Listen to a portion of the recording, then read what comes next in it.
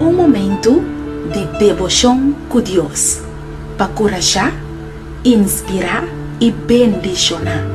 Bom bini.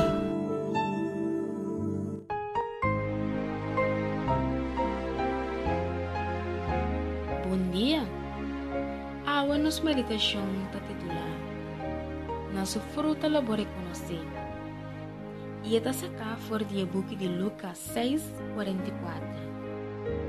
Bota reconhecer cada palo na sua mesma fruta.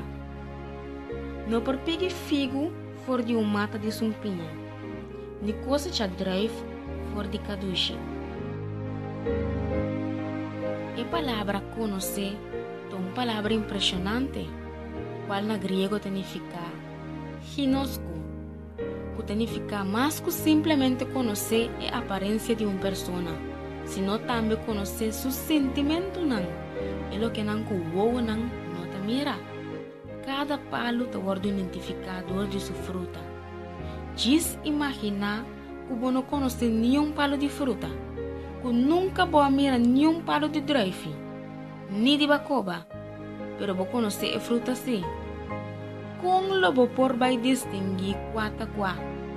E palo de drive está dando fruta no seu devido tempo.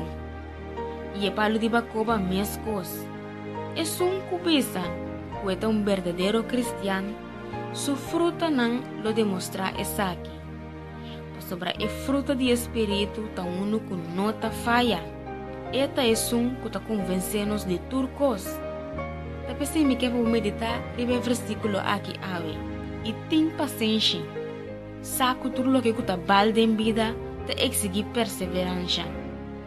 E não duvida que cada palo pode reconhecer na sua fruta.